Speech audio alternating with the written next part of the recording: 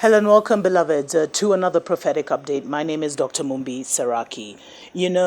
One thing that has really been hitting home about everything that's happening with the pandemic and this global psyop, and a psyop is basically like a psychological operation. Usually they do it on individuals, but this is like some kind of global gaslighting,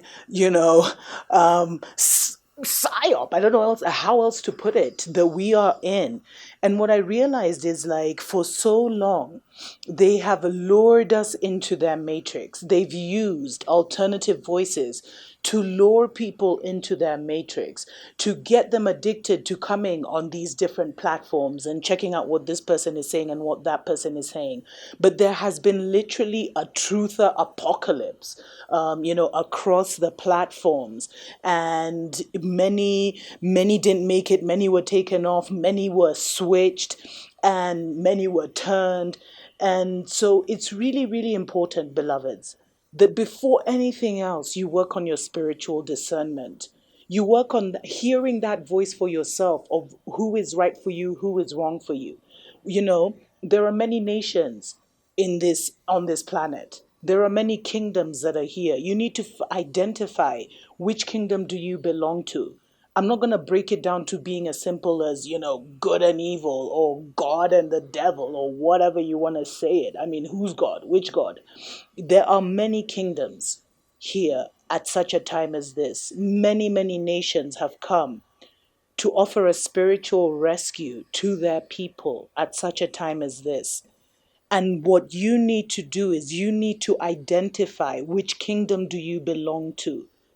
Because right now you are falsely identifying with a kingdom that you do not belong to. You are falsely identifying with a world and a reality that is not your own. And the fact that it is not your own is the biggest blessing in your life, because now you have an opportunity to save yourself as the Matrix and Babylon collapses. Like, this is real time, beloveds. They have clearly articulated what they are going to do. And I'm talking about the powers that be, the secret society. They have been telling us in their movies, they've been mocking us in The Simpsons and everything, telling us their play by play move. And then the truth is revealed, but somehow it doesn't sink in for many people. And the reason many can't even absorb what the reality, what the matrix really is because they've been dumbed down through their food. It's not a joke that we're taking so much fluoride through our water, etc., etc. And there's a breaking away now because Babylon must fall.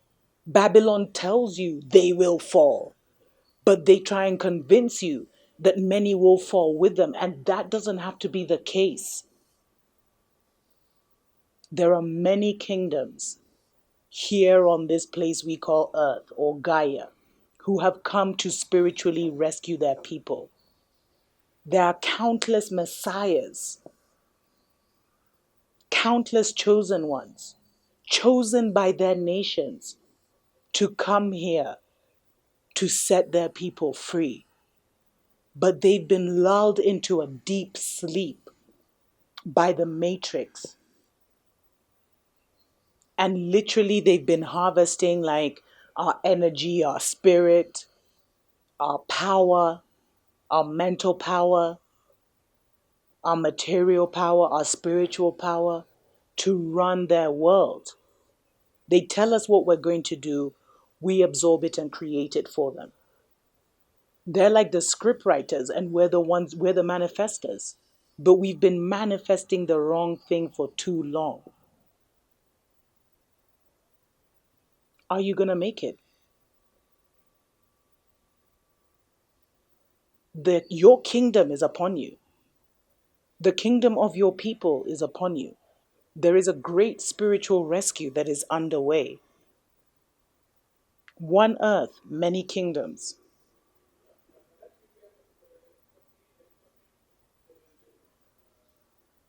One war, many armies. But you must withdraw from the matrix, beloveds, because they've dumbed you down enough where like your mind and your emotions trump your spiritual power, and kind of actually put your spiritual power in a box, lock it up, and hold the key for dear life. Because you fear your African spirituality, you fear your ancestors. This is wicked, that is evil. What is evil is good, and what is good is evil. They've lied to you, beloveds. They've lied to you.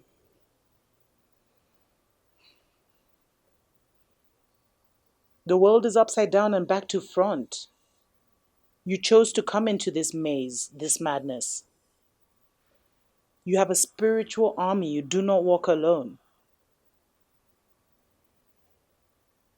You have a spiritual army that is ready to help you. But are you ready to help yourself? Until next time. Tuko pamoja.